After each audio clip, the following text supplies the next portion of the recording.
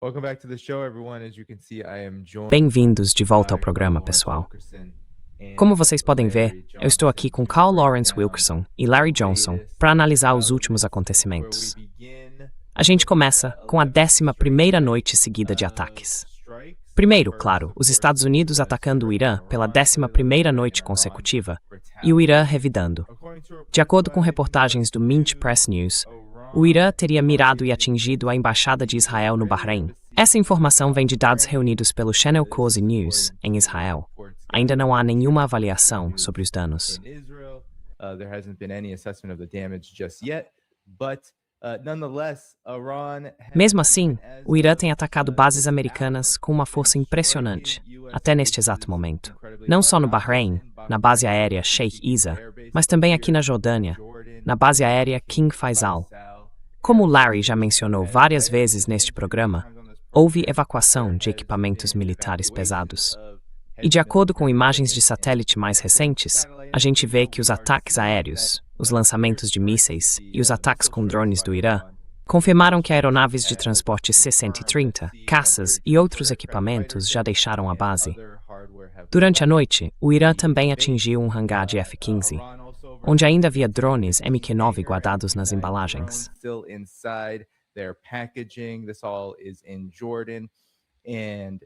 Tudo isso está acontecendo na Jordânia, no Bahrein e no Kuwait. Com as tensões aumentando, os Estados Unidos também atacaram o Irã durante a noite. E depois que Trump anunciou que estava planejando uma resposta olho por olho, dizendo que qualquer míssil, foguete ou drone iraniano que atingir um navio no Estreito de Hormuz será respondido com um ataque a uma ponte ou a uma usina, até mesmo na capital Teherã. Então, Coronel Wilkerson, vamos começar com o senhor. O que o senhor acha dos últimos desdobramentos dessa guerra? E agora, mesmo com as evacuações, não só da base aérea King Faisal, mas também da base militar Al-Udayyat, que é o centro de operações do Comando Central, ainda assim, Trump fala em aumentar ainda mais a escalada. O que o senhor acha de tudo isso? Still, Trump is talking about escalating further. What do you make of all this? I think it's a desperate moves of a desperate Eu acho que são as ações desesperadas de um homem desesperado. A questão é, será que ele sabe que está desesperado? E até certo ponto, as pessoas em volta dele, especialmente o secretário de Defesa, ele mesmo está enfrentando problemas no Congresso, até dentro do próprio partido, tentando justificar todo esse dinheiro que está pedindo. Pelo que eu sei, não tem sido apresentada uma razão muito clara ou racional para explicar por que ele quer esse dinheiro, o que pretende fazer com ele, ou por que precisa tanto assim. Então eu acho que estamos vendo um governo preso em uma guerra cujo significado talvez ele nem compreenda direito, e que também não entende o peso do fato de estar sendo derrotado de forma tão clara e completa.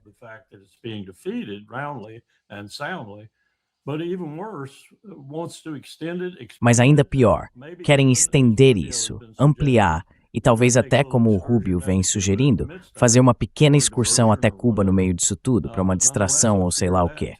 Mesmo assim, eu também temo por isso. Tudo isso para dizer que eu acho que o que está acontecendo agora é exatamente o que eu vinha falando há algumas semanas. O Irã está avançando de forma muito decisiva, muito cuidadosa e muito prudente numa lista, que a gente pode chamar de uma lista de escalada, de alvos que eles têm. E até agora esses alvos têm sido diretamente ligados ao genocídio dos palestinos por parte de Israel, diretamente ligados a esses crimes e destruições cometidos por Israel e por quem a apoia.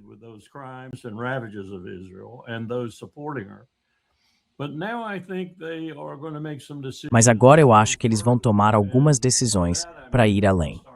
E com isso eu quero dizer que eles vão começar a atingir alvos que realmente atrapalham e dificultam a economia global. Esses alvos seriam na Arábia Saudita e em outros lugares da região, com foco econômico, e que, como eu disse, vão realmente ampliar esse conflito. Eu não acho que eles queiram fazer isso. Acho que eles gostam do fato, eles aproveitam o fato de que, segundo a maioria dos relatórios, 2/3 da opinião mundial, pelo menos, é neutra, se não estiver do lado deles. E mais importante que isso, no mesmo relatório, dá para ver que provavelmente 65 a 66% do mundo realmente detesta os Estados Unidos da América. E esse sentimento de rejeição cresce a cada dia.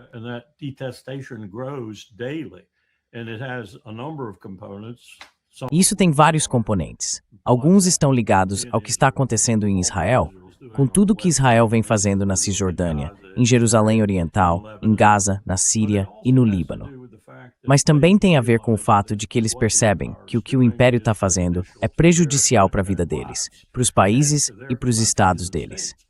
Essa última incursão no Mali é um exemplo disso. A gente não é mais o amigo do mundo. E essa guerra só aprofunda esse sentimento, torna ele ainda mais forte. O Irã, no entanto, eu acho que não quer, como eu disse, chegar a esse segundo, terceiro ou até quarto nível de alvos, que são principalmente econômicos, embora já tenham feito alguns ataques, como por exemplo em Fujairah. Pelo que entendi, esse lugar foi atingido de novo.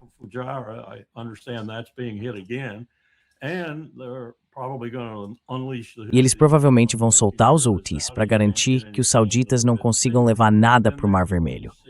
A gente já passou por isso. Já vimos o que acontece. Já vimos os Estados Unidos recuarem do Mar Vermelho. E, sinceramente, não vejo nenhuma razão para achar que dessa vez vai ser diferente. 60% do comércio mundial passa pelo Bab al-Mandeb, no Mar Vermelho. 60% do comércio mundial. Muito mais do que petróleo, gás, diesel, hélio e tudo mais, commodities, alimentos, o que você quiser, passa por ali.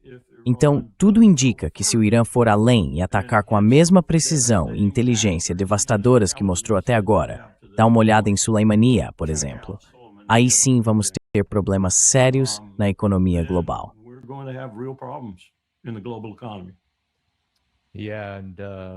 E parece que o Iêmen anunciou hoje pelo rádio para um navio saudita que era melhor ele dar meia volta ou se preparar para enfrentar Deus. Então o bloqueio é bem real mesmo. Como é que a gente justifica ou explica o que o Trump disse hoje só nas coletivas de imprensa? Por exemplo, que nada vai se mover no Estreito de Hormuz. Eu vou matar qualquer coisa que se mover no Estreito de Hormuz. Esse é o seu problema, cara. Esse é o seu grande problema. Você quer matar qualquer coisa que se mover no Estreito de Hormuz? Tá bom, muito inteligente da sua parte.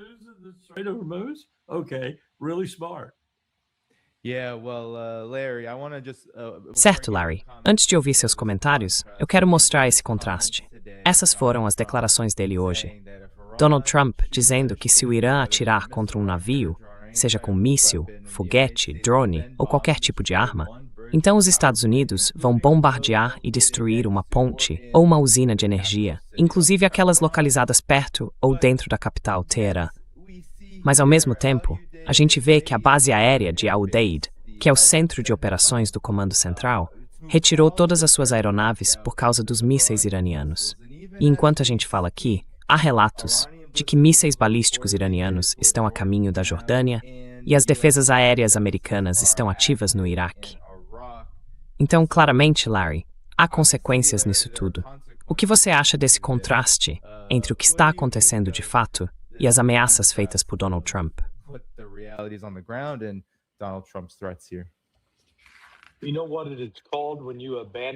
Sabe como se chama quando você abandona uma base, tira o pessoal, o equipamento e vai para outro lugar?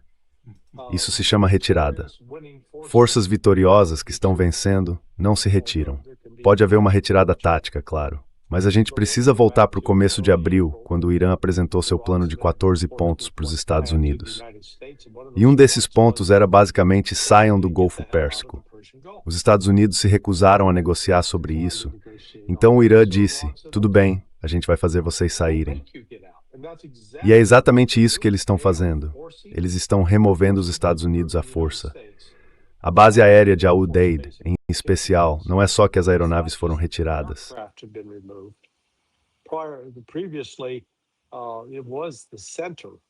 Antes era o centro. Chamava-se Centro de Operações Aéreas Combinadas, o CAOC, da Força Aérea do Comando Central.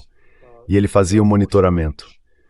Havia um radar de mais de $1 bilhão lá no Catar, e pelo menos outros 2 sistemas de radar que, pelo que eu sei, custavam entre 300 e 500 milhões de dólares.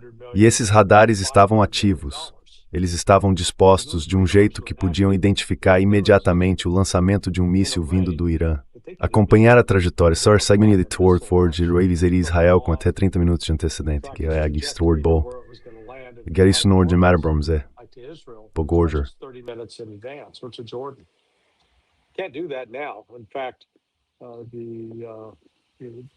Na verdade, entre o pessoal militar, duas eram mulheres. Um deles era um homem que morreu na base aérea Muwafaq al-Salt. Acredita-se que eles tiveram menos de 1 minuto de aviso. O Irã praticamente destruiu mais de 19 sistemas diferentes de radar e de comunicação via satélite. Eles fizeram isso nas primeiras 3 ou 4 semanas da guerra. Desde então, não precisam mais se preocupar com radares de alerta antecipado, nem com o uso desses radares integrados aos sistemas de defesa, o que torna as defesas aéreas ainda menos eficazes. Elas já eram ineficazes, mas agora estão realmente péssimas. Então você tem esse lado da situação.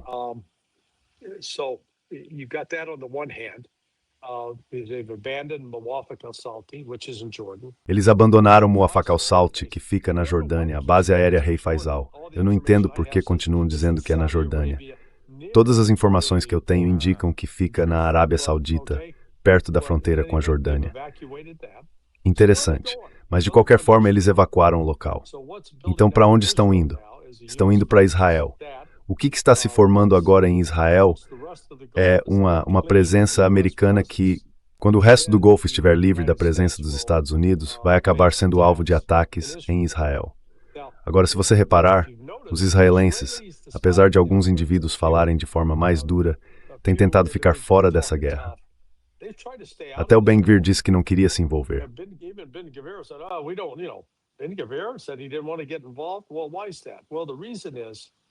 Bom, por que isso acontece? O motivo é que as duas principais refinarias de Israel, uma em Haifa e outra, se não me engano, em Tel Aviv, que processam o petróleo com alto teor de enxofre usado para produzir diesel e combustível de aviação, as duas foram danificadas. Se sofrerem mais danos, Israel simplesmente perde a capacidade de produzir combustível para jatos. E adivinha? Se você não produz combustível de aviação, seus aviões não decolam. E se seus aviões não decolam, você deixa o pessoal no Líbano em paz. Então o Irã está numa posição de empurrar essa guerra para direções que os Estados Unidos sinceramente não têm como conter. E isso também vai acabar prejudicando Israel.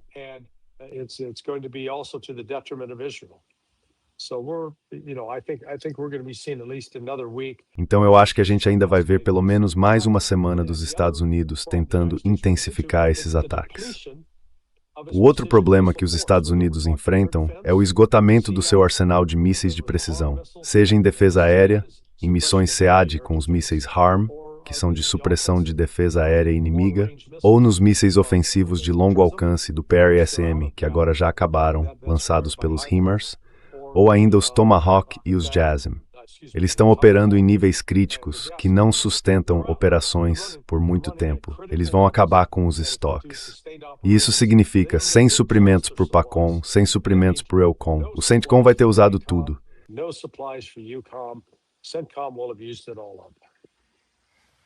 Just to emphasize what Larry said, Danny. Só para reforçar o que o Larry disse, Dani, o que você está vendo é um plano de campanha extremamente sofisticado do Irã, só nesse aspecto específico.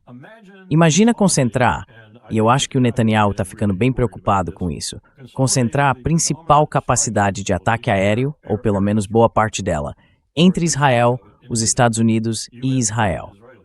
Tudo isso num espaço minúsculo, basicamente entre Tel Aviv e Nazaré. Agora imagina o tanto de alvos que isso cria. E imagina mísseis balísticos extremamente rápidos, muito precisos. E alguns até manobram na fase final, vindo direto para cima disso.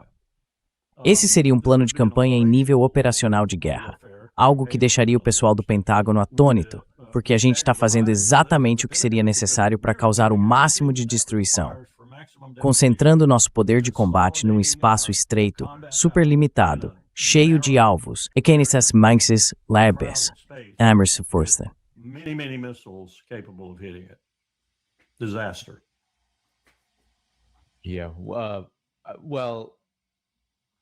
Certo, eu queria mostrar isso aqui para vocês comentarem. Os Estados Unidos teriam avisado Israel sobre um plano para intensificar os ataques. Isso inclui planos iminentes de aumentar a agressão militar contra o Irã, usando bombardeiros pesados, como o B-1 e o B-2, pela primeira vez nessa campanha. Fala um pouco sobre isso, Larry, ou Coronel Wilkerson. Talvez o Larry possa começar. Israel não tem participado desses ataques. Na verdade, há relatos de que autoridades israelenses disseram que isso é favorável para eles, que preferem que os Estados Unidos lidem com o Irã, enquanto eles cuidam de outras frentes. Mas talvez você possa explicar melhor o que exatamente significa quando os Estados Unidos dizem que vão intensificar os ataques e usar bombardeiros pesados para isso.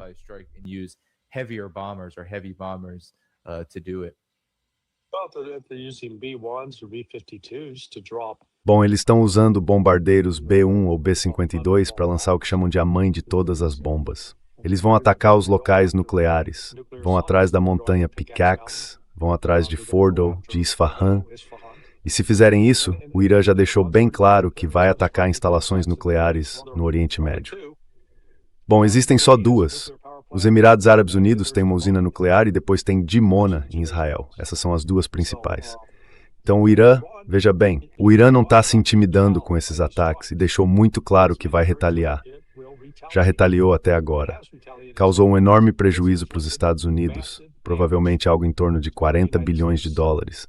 Só com os danos nas bases no Kuwait, no Bahrein, no Catar, na Arábia Saudita, nos Emirados Árabes Unidos e agora também na Jordânia.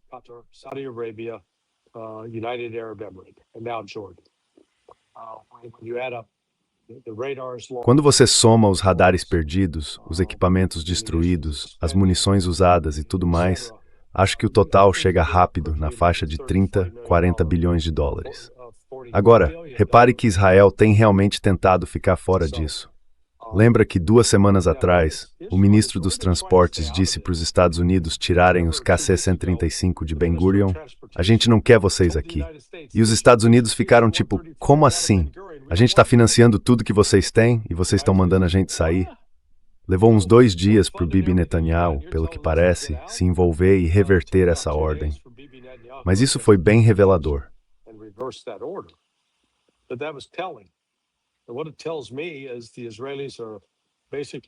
O que isso me mostra é que os israelenses estão basicamente com medo de serem atacados de um jeito que não aconteceu durante a guerra de 12 dias com o Irã, em junho de 2025.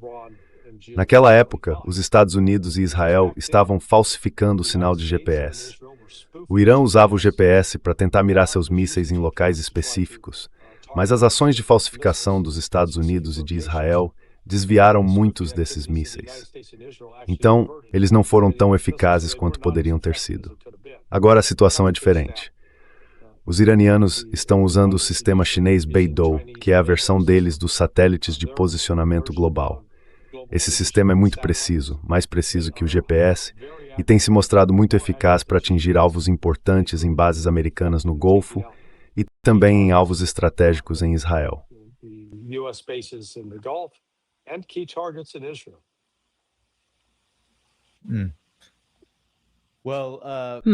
Bom, isso foi o que o IRGC teria dito em resposta a essas ameaças.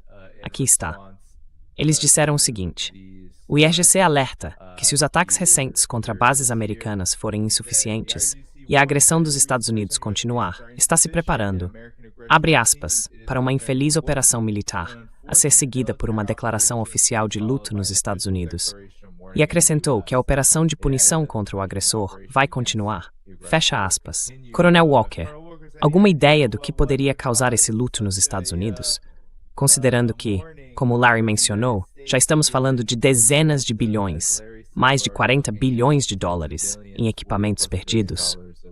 Claro, o cidadão comum americano talvez nem se abale tanto com isso, já que boa parte desse dinheiro é gasta com esse tipo de equipamento, talvez às custas das necessidades das pessoas aqui no país. Mas o que o senhor pensa sobre isso?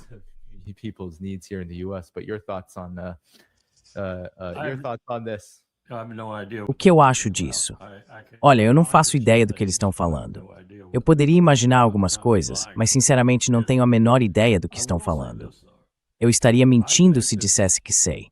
Mas vou dizer o seguinte: para mim, o maior sinal do perigo em que a gente está é o fato de que acabamos de, e o MBS concordou com isso, firmar um acordo sobre um programa nuclear que, na minha opinião, vai ter dimensões militares, sem dúvida, num prazo bem mais curto do que se imagina, com a Arábia Saudita. Esse é um programa nuclear. É algo em que a gente já vinha pensando, já vinha analisando e que queríamos fazer, mas queríamos fazer de um jeito parecido com o que fizemos lá no começo com a Índia, com todas as proteções contra a proliferação.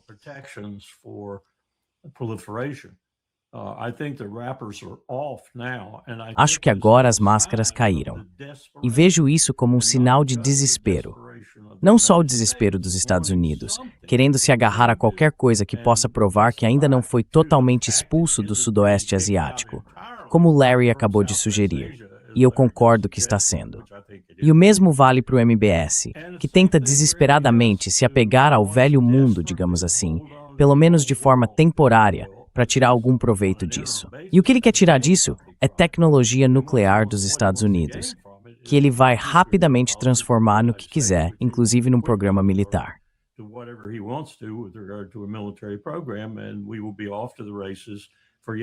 E aí a gente vai ver mais uma corrida, dessa vez por mais uma potência nuclear naquela região. Estamos diante da possibilidade de surgirem duas novas potências nucleares ali, países com armas nucleares, em pouco tempo. O Irã, que talvez já tenha chegado lá, e a Arábia Saudita. E isso apesar do acordo do MBS com Islamabad, de conseguir uma arma, caso o Irã consiga uma. Ou seja, ele está dobrando a aposta. Mas eu acho que o principal motivo é que ele quer manter os Estados Unidos na região. E nós estamos fazendo isso porque queremos continuar lá. É um sinal de como estamos desesperados.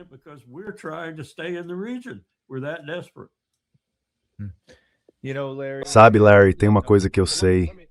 Deixa eu comentar sobre isso, claro. Construir instalação de aquecimento. Estamos falando de no mínimo 5 anos e pode levar até 10 anos. Esse é o primeiro ponto. E esses 5 anos já partem do pressuposto de que o país que está oferecendo orientação e assistência tem experiência. Os Estados Unidos têm pouquíssima experiência nessa área. Houve uma época, talvez há uns 50 anos, em que a gente podia ser considerado líder em instalações de energia nuclear. Mas hoje não é mais o caso. Quer dizer, a última que construímos do zero foi, se não me engano, no Tennessee. Levou cerca de 9 a 10 anos para ficar pronta. Então, os países que realmente têm expertise nesse campo são a Rússia, a China e a França. Coreia do Norte. Não esquece da Coreia do Norte. Eles fizeram isso em 16 meses. Sim, sim. Mas eu acho que eles fizeram isso com ajuda, não foi? Com ajuda russa. Setang, eles também deram as ao Wheeling.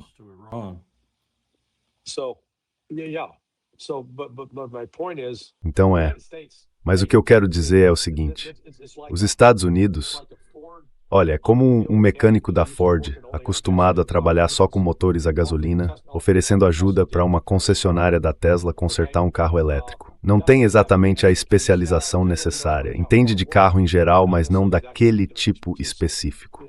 Então, eu concordo de modo geral com o que o Coronel Wilkerson disse. Sim, isso pode introduzir uma nova dinâmica de instabilidade na região. A única boa notícia é que isso não vai acontecer tão cedo. Porque, mesmo depois de montar a usina de enriquecimento, ainda tem a questão: de onde vai vir o urânio enriquecido para começar? Quem no mundo produz isso? Seria a Rússia. Mas eu acho que o Coronel Wilkerson acertou em cheio. Isso é um ato de desespero dos Estados Unidos para tentar continuar relevante, quando, na verdade, já não é mais tecnologicamente relevante nessa área. Isso é o que realmente surpreende.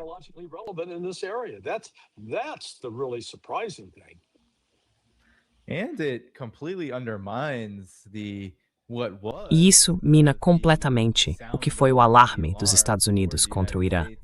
Essa mentira de que o Irã estava construindo uma arma nuclear só porque tinha um programa nuclear. Certo. Existe um acordo com a Arábia Saudita que, na prática, consolida, apesar de todas essas limitações que você acabou de mencionar, Larry, pelo menos aquele mesmo tipo de estrutura que, no caso do Irã, era considerada algo tão vil. to engage in. But Well, Danny, that's a very good. Dani, esse é um ponto muito bom. A gente começou com um acordo nuclear com o Irã, que estava provavelmente na faixa de 94% a 95%.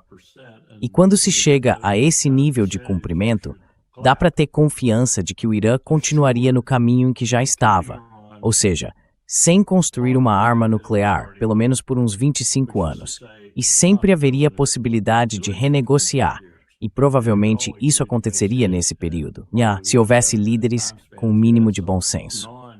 Mas a gente jogou tudo isso fora, jogamos completamente fora. Negociamos com as potências do mundo que realmente estavam preocupadas, incluindo a Rússia e a China. Negociamos de boa fé com os dois lados, em todos os aspectos. E provavelmente o acordo teria sido respeitado, assim como o protocolo adicional, o tratado de não proliferação, o acordo de salvaguardas e todos os outros compromissos que o Irã já vinha cumprindo.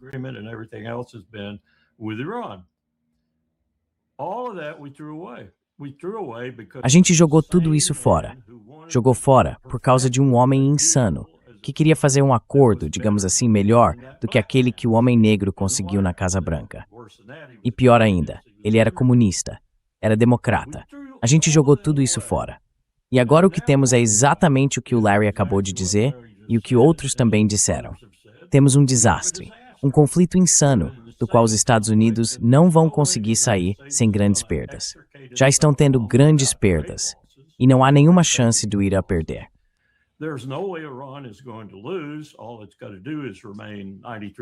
Tudo o que ele precisa fazer é continuar existindo. 93 milhões de pessoas num país do tamanho da Europa Ocidental, com um relevo tão variado que você só acreditaria vendo, com temperaturas que acompanham isso, com montanhas e desertos também. Esse país não vai desaparecer tão cedo. E aliás, eu mencionei que ele tem um aliado chamado China, a maior economia do mundo, e outro aliado chamado Rússia, provavelmente o exército e a base industrial de defesa mais experientes em combate do planeta. Eu mencionei isso. É aí que estamos, com esse presidente insano que começou querendo um acordo melhor do que o homem negro que estava na Casa Branca.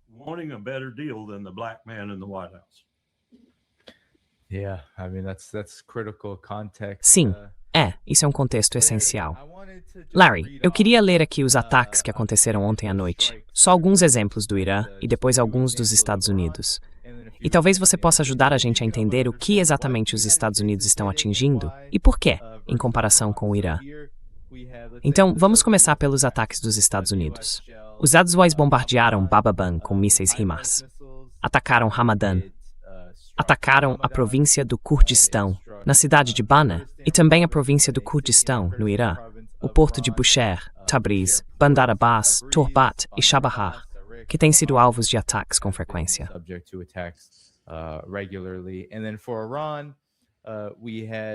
E aí, no caso do Irã, a gente tinha, vamos olhar só para a base aérea Príncipe Hassan e para a base aérea Rei Faisal, um hangar de preparação de caças F-15, um hangar de preparação de drones, 2 drones adicionais posicionados do lado de fora, um hangar de manutenção de helicópteros e instalações de alojamento. O Irã afirma, e isso acontece quase todo dia, que seus ataques com drones e mísseis causam feridos, baixas ou mortes. Então, Larry, dá para entender bem o contraste aqui. Os Estados Unidos simplesmente dizem, de forma geral, o que atingem. Defesas aéreas, depósitos de drones e as cidades, vilas e províncias atingidas, enquanto o Irã é muito mais específico. O que você acha desse contraste?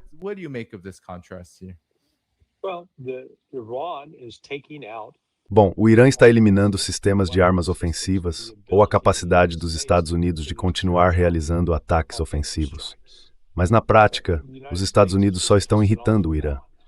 Sabe, eles não estão enfraquecendo de forma significativa a capacidade do Irã de lançar mísseis. Na verdade, isso foi uma das coisas mais interessantes da audiência de ontem no Senado, com Pete Hegseth e o general Dan Kine. Os senadores ficaram, em geral, confusos.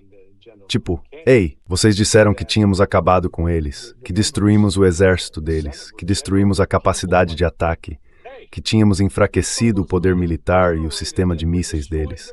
E agora eles estão nos atacando com força todos os dias. O que está acontecendo? They're pounding the hell out of us every day. What's going on? Oh, we're winning. Just trust us. We're winning. That was the answer. Ah, nós estamos vencendo. Confia na gente, estamos vencendo. Essa era a resposta. Ridículo. Então, o Irã, sabe, o Irã, quando a gente olha para trás, voltando ao início da campanha militar, em 28 de fevereiro, a resposta inicial do Irã se concentrou em destruir os radares que fornecem alerta antecipado, que permitem trabalhar em conjunto com sistemas de defesa aérea para ajudar a identificar e derrubar mísseis inimigos. Depois disso, a ideia era eliminar os radares, eliminar a defesa aérea e então bombardear livremente os alvos nessas bases, incluindo aeronaves, pessoal, alojamentos, além de tanques de combustível e sistemas de radar usados para controlar as aeronaves.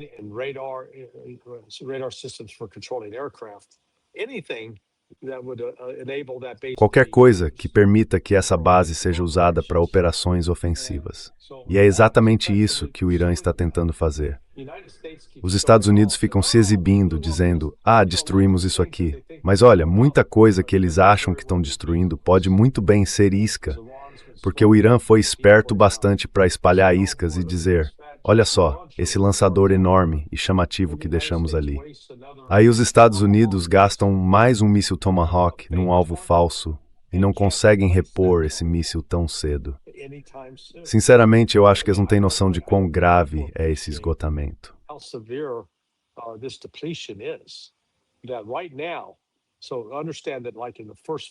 Então, olha só. Nas primeiras 5 semanas dessa guerra, os Estados Unidos dispararam 850 mísseis Tomahawk e mais de 1.000 mísseis JASSM. Agora, a estimativa é que o estoque de Tomahawks tenha caído para cerca de 2.000. E isso é contando todas as forças armadas dos Estados Unidos. Bom, o coronel Wilkerson pode falar disso muito melhor do que eu. Mas sabe o que é interessante? Existe um outro comando chamado PACOM, que tem uma missão voltada para a China, e ele deveria ter uma parte desses Tomahawks. E tem também outro grupo, o COM, o Comando Europeu.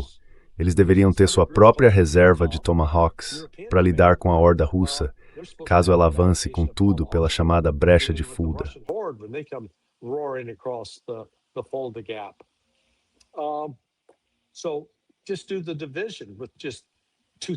Então faz a conta. Sobraram só 2.000 daquelas Tomahawks. Se você dividir de forma equilibrada, o que com certeza o comandante do PACOM diria que é o mínimo, e o comandante do EUCOM também diria que é o mínimo, isso dá 800 para cada um, certo? Agora a gente acabou de ver um exemplo real. Em 5 semanas de uma campanha de bombardeio intensa, os Estados Unidos usaram 850. Em 5 semanas.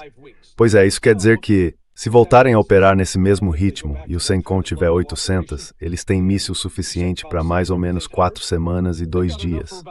Alô? A gente não consegue manter operações de combate intenso por mais de 3 ou 4 semanas. A partir daí, chegamos a um déficit crítico.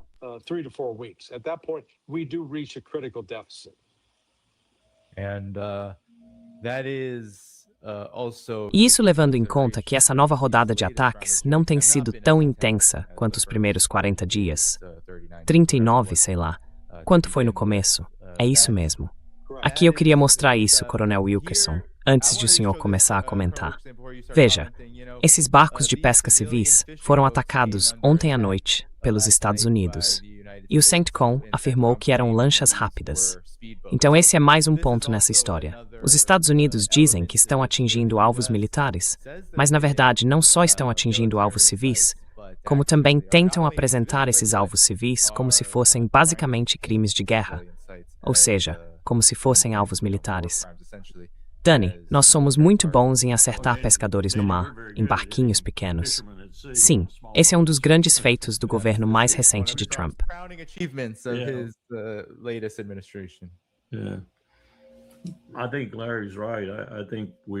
Eu acho que o Larry está certo. Acho que a frustração dele com os responsáveis pelo orçamento é bem grande, até entre os republicanos. Ele tem que ficar explicando por que está pedindo esse dinheiro, mas não consegue realmente dizer o que vai fazer com ele. Além de falar, confia em mim, eu preciso de mais munição ou algo assim. E ao mesmo tempo, a gente vê que ele já teve quase $1,5 trilhão de dólares e ainda precisa de mais. Hoje de manhã eu ouvi outro número. ele acabou de acrescentar mais 38 bilhões. E ele fez aquela coletiva de imprensa com o presidente, quando o presidente passou a palavra para ele, e ele fez o de sempre, dizendo que estamos destruindo tudo, que estamos vencendo. É só continuar olhando, continuar acompanhando.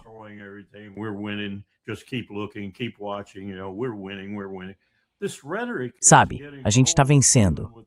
A gente está vencendo. Essa retórica já está ficando velha, até para os legisladores, inclusive para os que, em tese, estão do lado do governo, porque eles veem o dinheiro sumindo, sem nenhuma prova real de que esse dinheiro está sendo usado para algum propósito estratégico, operacional ou tático que faça sentido para eles. Eles simplesmente têm que acreditar na palavra do X. Eu acho que nem essas pessoas sem noção no Congresso. E aí eu incluo alguns democratas, como o meu próprio senador, Mark Warner, que eu ouvi outro dia falando sobre isso, nem eles acreditam mais. E eu fiquei chocado com o...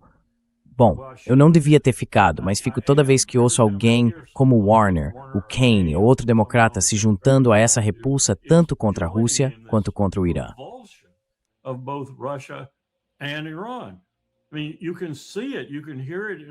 Quer dizer, dá para ver, dá para ouvir na voz deles que um dos motivos pelos quais estão embarcando nessa guerra insana no sudoeste da Ásia é porque eles odeiam profundamente os iranianos.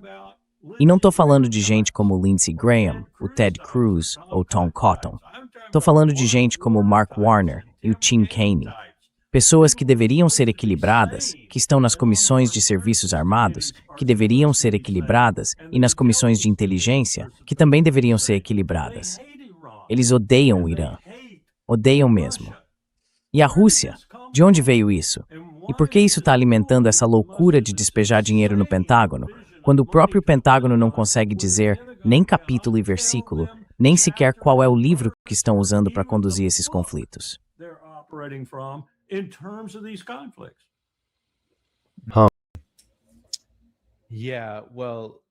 Larry, Pois é, Larry, eu queria mudar de assunto e falar sobre o bloqueio que o Iêmen instituiu. Segundo relatos, as Forças Armadas iemenitas disseram que o navio saudita recebeu uma mensagem de rádio em VHF, dizendo: "Irmãos, deem meia volta ou enfrentem Deus." Ontem, se não me engano, foram 6 navios que tiveram que voltar. E eu queria saber, Larry, se você acha que isso vai ter algum impacto na guerra como um todo, especialmente considerando que o assunto não tem recebido muita atenção e que o Trump está ignorando, dizendo algo como: "Ah, tudo bem, a gente cuida disso se for preciso."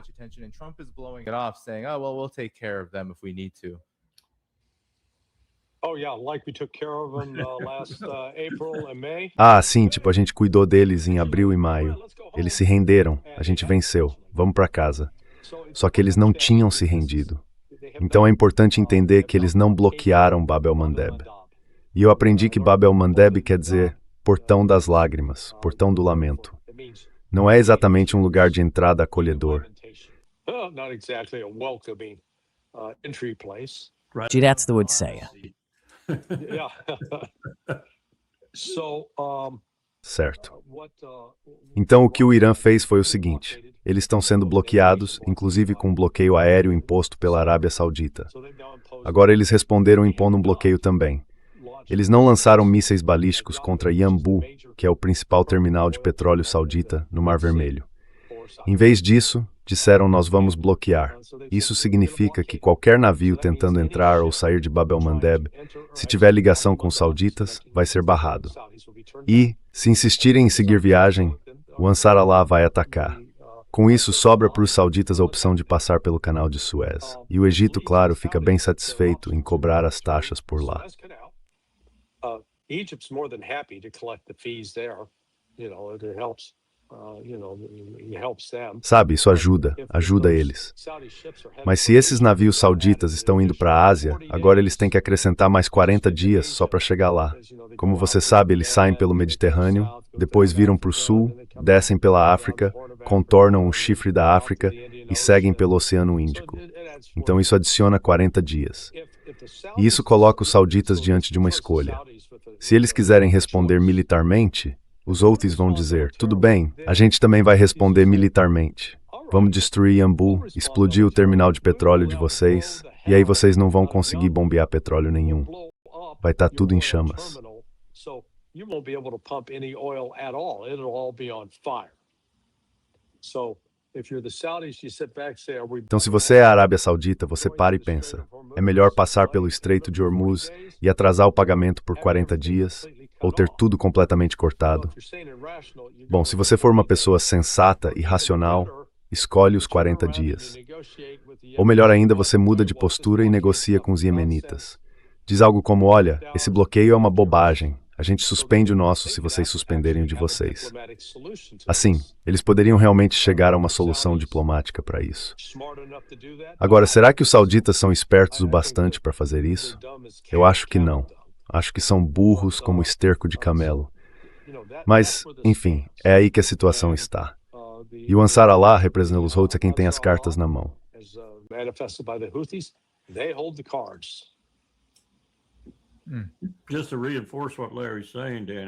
Só para reforçar o que o Larry está dizendo, Dani. Há alguns anos eu participei de um jogo de simulação no que na época se chamava Instituto dos Estados Unidos para a Paz. Foram 2 dias e todo mundo estava lá. Quando eu digo todo mundo, quero dizer todos os setores do Departamento de Defesa estavam representados. Os europeus também estavam, com delegações de países como o Reino Unido, a Alemanha e a França. Estavam lá como União Europeia e também havia organizações humanitárias muito preocupadas com o tema do exercício de 2 dias. E o título, resumindo bem, era: o Mar Vermelho substituiu o Golfo Pérsico no Sudoeste Asiático como o principal ponto estratégico de competição.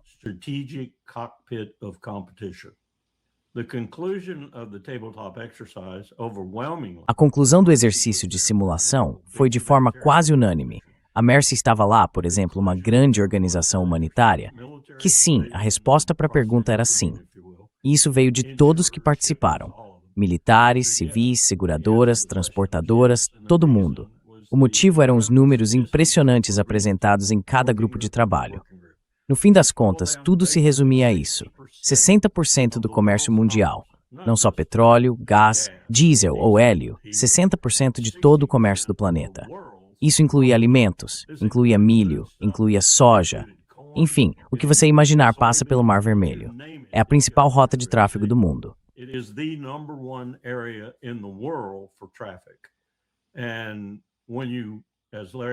E quando você, como o Larry estava comentando, e a gente ficou surpreso quando viu isso, porque tínhamos acabado de fazer outro estudo sobre o Estreito de Malaca, descobrimos que o Estreito de Malaca era um pouco exagerado. Dá para encontrar alternativas. São difíceis, mas não tão caras assim. Podem acrescentar 2 ou 3 dias a mais de viagem, mas ainda assim é possível contornar e chegar ao Mar do Sul da China. Já no caso dos sauditas, como o Larry acabou de dizer, não existem alternativas baratas para atravessar o Suez em 40 dias de trânsito. Quando você precisa dar a volta pelo cabo, mesmo só saindo e contornando o cabo, o custo de transporte aumenta em 2, 3% ou até mais.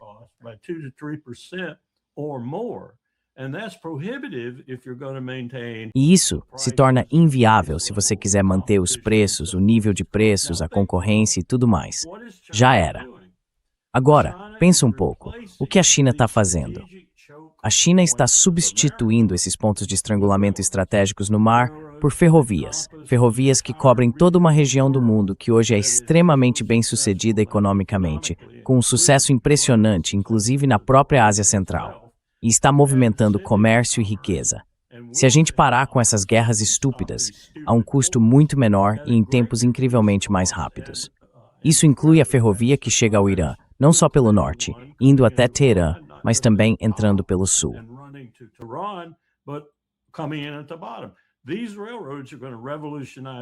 Essas ferrovias vão revolucionar a economia mundial. Elas vão mudar a dinâmica de um mundo dominado pelo mar, que o Reino Unido e os Estados Unidos estabeleceram, muito obrigado, e vão transferir esse domínio para a terra. E vai haver uma disputa enorme por causa disso. Na verdade, ela já começou. A gente já está vendo alguns sinais disso agora. Mas o ponto é o seguinte: se alguém entra ali e causa um dano sério ao tráfego que passa pelo Mar Vermelho, isso vai afetar o planeta inteiro. E vai afetar de forma bem significativa.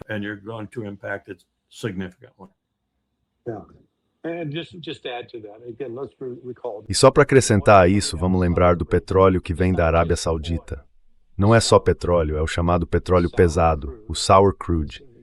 E esse tipo de petróleo é um ingrediente essencial, é a base para produzir diesel e combustível de aviação, por causa do tipo de refinaria que foi construída justamente para lidar com esse tipo de óleo. Nem todo petróleo é igual. As pessoas precisam entender a diferença entre o petróleo leve, o sweet crude, e o pesado, o sour crude. O Donald Trump comete o erro de se gabar dizendo que os Estados Unidos são, entre aspas, energeticamente independentes, porque produzem muito desse petróleo leve e ainda têm o suficiente para exportar. A gente não consegue usar tudo o que produz. E isso é verdade.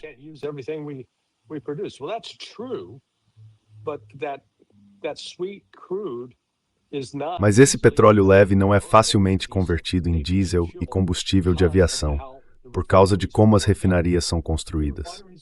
As refinarias que processam o que a gente chama de destilado médio do petróleo e que removem todas as impurezas, têm etapas adicionais que acontecem em temperaturas mais altas para separar e eliminar essas impurezas e assim produzir o diesel e o querosene de aviação, basicamente o combustível de jato.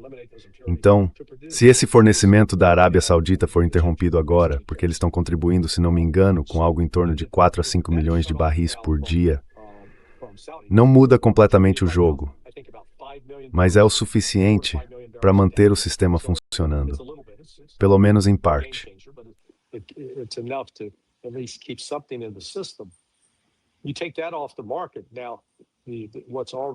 Quando você tira isso do mercado, o que já era um déficit global de petróleo pesado e também de diesel e combustível de aviação, vai piorar ainda mais. E olha o que aconteceu até com o petróleo leve no mercado futuro.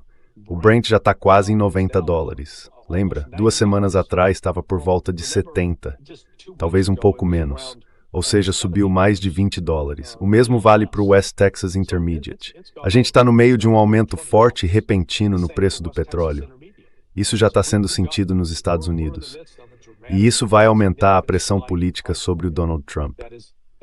Ele detesta o preço alto do petróleo, porque sabe que irrita os consumidores quando eles têm que pagar mais caro na bomba pela gasolina.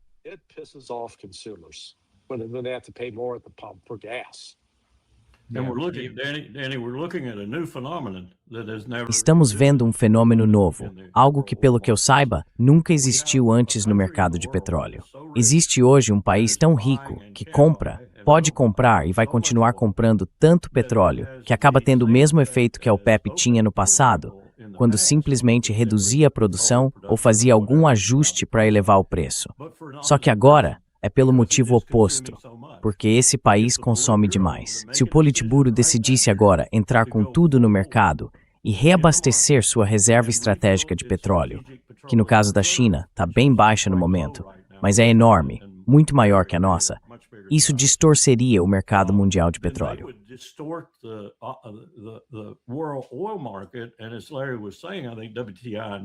E como o Larry estava dizendo, eu acho que o WTI e o Brent, pelo que eu ouço de gente que realmente entende do assunto, só isso.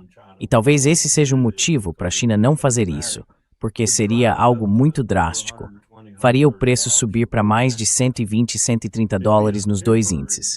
Seria um pico temporário, mas teria um impacto enorme na distribuição global, digamos assim. E isso é algo novo. É um fenômeno novo. O fato de a China consumir tanto petróleo e fazer compras em dinheiro vivo em um período tão curto pode distorcer o mercado de forma significativa. E se eles quisessem, se realmente quisessem, eles poderiam fazer isso.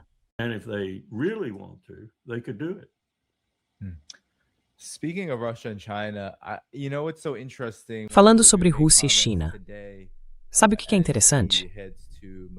O Marco Rubio fez alguns comentários hoje, enquanto segue para Manila para o encontro da ASEAN. Ele falou sobre o possível apoio da Rússia e da China ao Irã, especialmente depois dos ataques devastadores na Jordânia. Mas, Larry, a gente vai ouvir isso agora. O Irã afirmou que recebeu informações de inteligência muito úteis nos ataques recentes contra bases americanas na Jordânia, vindas de jordanianos, de contatos dentro do próprio país. Eu queria que você comentasse isso, levando em conta essas declarações e as dúvidas sobre o apoio Rússia-China. questions about Russia and China support. Houve julgamento sobre interferência nas eleições? A gente não discutiu esse assunto. Senhor secretário, a China e a Rússia estão passando informações de alvos para o Irã? Esses últimos ataques foram muito devastadores para as tropas americanas. Olha, o que eu diria é o seguinte: sempre que você está numa zona de combate como aquela, existe perigo envolvido. Quer dizer, no fim das contas, isso só comprova o que a gente vem dizendo. É nisso que o Irã tem investido seu dinheiro nos últimos 20 anos. O que a China e a Rússia estão oferecendo? Eu não vou discutir esse assunto. Além de dizer que nada do que aconteceu, nada do que a China fez, mudou de alguma forma o rumo do que estamos vendo em relação aos conflitos que temos com o Irã. Na verdade, em alguns casos, eles até foram bem cooperativos, considerando o que poderiam ter feito, mas não fizeram. Eu acho que os chineses, e vou deixar que eles mesmos digam, mas não acredito que sejam grandes fãs do que o Irã está tentando fazer nos estreitos. Aliás, eles já disseram publicamente que são contra.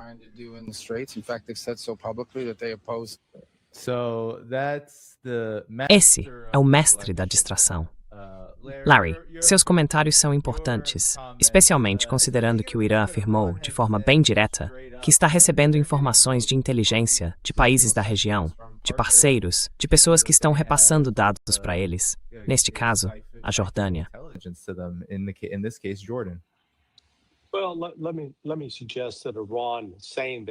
Olha, eu diria que o Irã falar isso pode ser só uma forma de desviar a atenção, uma desinformação.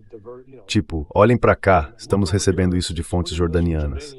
Isso vai acabar provocando um aumento dos esforços de contra-inteligência na Jordânia.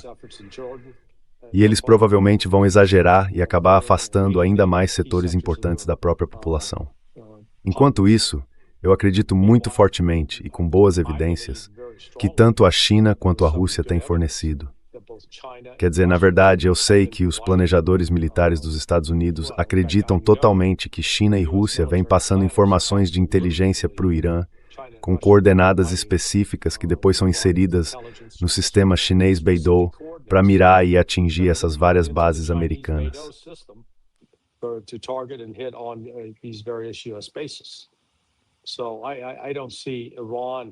Então eu não vejo o Irã vindo a público e admitindo algo como sim, a China nos deu toda essa ajuda. Eu também acredito que a China realmente forneceu mísseis ao Irã, especialmente mísseis antinavio, mas também alguns outros mísseis balísticos de curto e médio alcance, que provavelmente serão testados em condições de combate. Porque veja, até agora tudo que a China tem são testes feitos em campo de treinamento. Mas se eles realmente disparassem esses mísseis contra um sistema dos Estados Unidos, com defesa americana ativa, como será que esse míssil se sairia?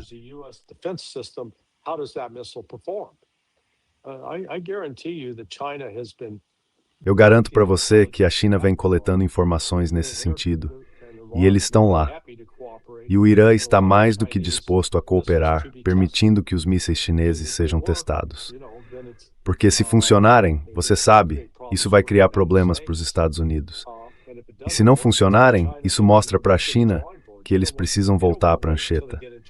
Eles não querem esperar até entrar numa luta de verdade com os Estados Unidos, algo de que os Estados Unidos vivem falando. No mais antes da Tesla ser como favorece sistemas morfim.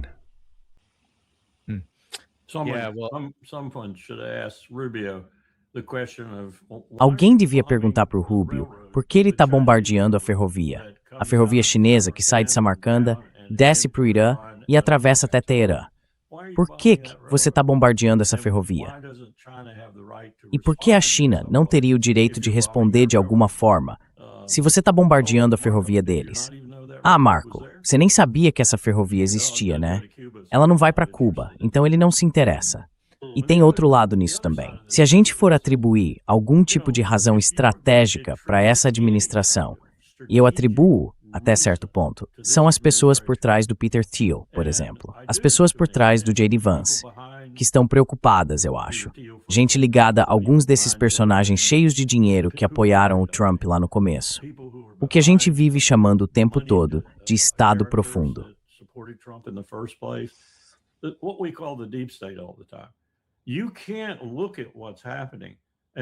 Não dá para olhar o que está acontecendo e não perceber com certeza que tanto a Ucrânia quanto o Sudoeste Asiático e o Irã fazem parte do tecido da nossa luta contra a principal economia do mundo.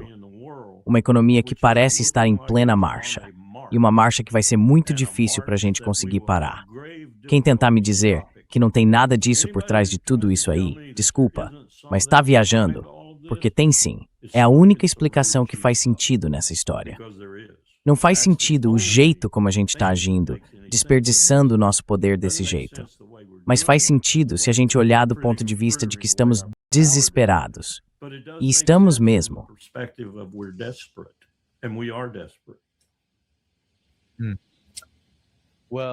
Bom, Larry, eu sei que sim. Então, alguma consideração final antes de você ir embora? Não, eu só quero reforçar o que o Coronel Wilkerson disse. Os Estados Unidos estão desesperados.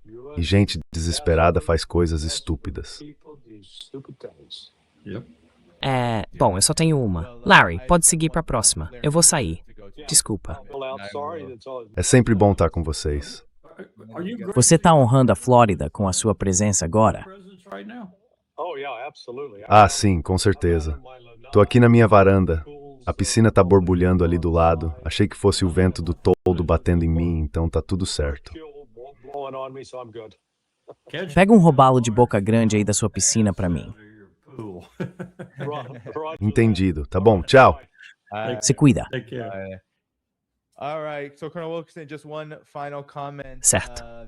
Então, Coronel Wilkerson, só um último ponto para o senhor comentar. Sabe, eu nunca concordei com essa ideia, e vejo isso o tempo todo, recebo mensagens sobre isso, de que a China estaria agindo nos bastidores para atrapalhar a defesa do Irã e limitar a forma como o país reage, tudo por causa dos próprios interesses dela. E o Marco Rubio aqui parece concordar com quem faz essa afirmação, de que a China estaria por trás dos panos, tentando conter a resposta do Irã à agressão dos Estados Unidos.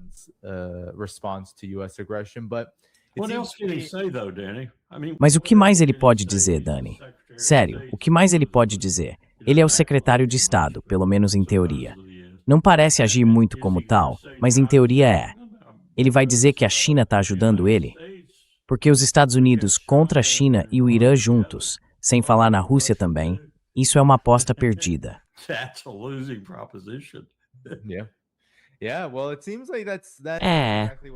Bom, parece que é exatamente isso que está acontecendo. Então, suas considerações finais sobre esse assunto. Quer dizer, a China age de maneiras muito específicas. Ela faz tudo por meio do comércio, da cooperação, do desenvolvimento e da infraestrutura. E olha, toda vez que eu vou lá, as pessoas sempre dizem, se a gente tem algum tipo de pacto de segurança com outro país, isso é baseado nos interesses de cada um. Não tem nada a ver com terceiros, nada a ver com o fato de os Estados Unidos estarem atacando ou não o Irã. Mas, mesmo assim, isso acaba tendo o efeito de ajudar, por exemplo, quando o Irã precisa daquela tecnologia de satélite, para ver exatamente onde estão as coisas que os Estados Unidos estão movimentando. Então, suas considerações finais sobre isso e sobre esse mundo em transformação, que eu acho que essa guerra realmente simboliza.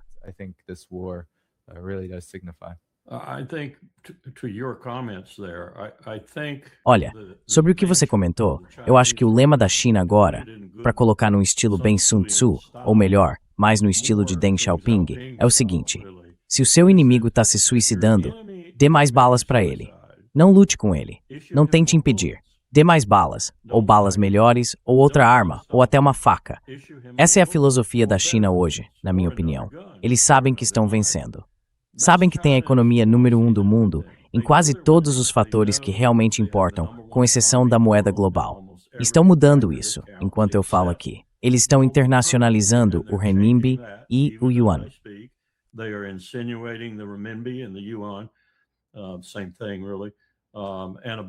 É basicamente a mesma coisa, um conjunto de moedas liderando esse movimento. influenciando tudo, desde o mercado global de petróleo até o de commodities. Então esse é o único elemento de poder econômico que eles ainda não dominam totalmente. E dentro de uma década, vão dominar. Eu entendo a frustração dos líderes americanos, tanto dos bons quanto dos ruins, embora os bons estejam bem difíceis de encontrar hoje em dia. Mas o que eu não entendo é a estratégia que estamos adotando. É como se estivéssemos cometendo suicídio e ainda agradecendo pelas balas que os chineses nos entregam para facilitar o trabalho. Para mim, isso não faz o menor sentido.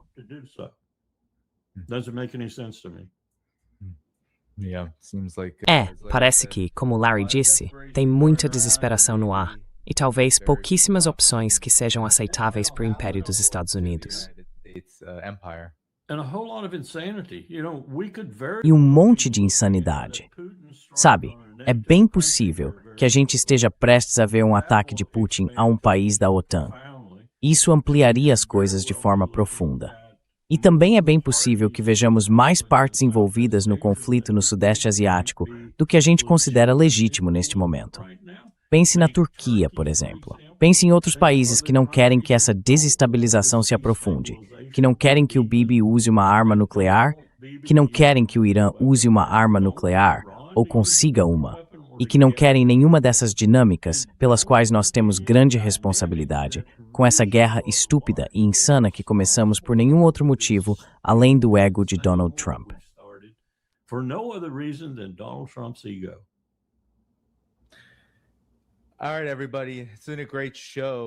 Muito bem, pessoal. Foi um ótimo programa. Agradeçam ao Coronel Lawrence Wilkerson por ter ficado até o final comigo e também ao Larry Johnson. Amanhã eu volto, 13h, horário do leste, com o Pepe Escobar, no dia 23 de julho. Antes de sair, não esquece de deixar o like. Na descrição do vídeo tem os links para quem quiser apoiar esse trabalho, no Patreon, no Substack e em outras plataformas. Também estou lançando algumas novidades para quem é membro do YouTube, do Patreon e do Substack, para cobrir assuntos que normalmente não dá tempo de tratar aqui no programa. E vem aí uma estrutura nova para cobrir notícias de última hora para todo mundo que acompanha o canal. Então fiquem ligados, porque o canal vai estar bem ativo nos próximos meses. Beleza, pessoal? Deixa o like antes de sair. Mais uma vez, obrigado ao Coronel Lawrence Wilkerson. Obrigado de novo. E valeu também ao Larry Johnson. Thank you again, and thanks to Larry Johnson.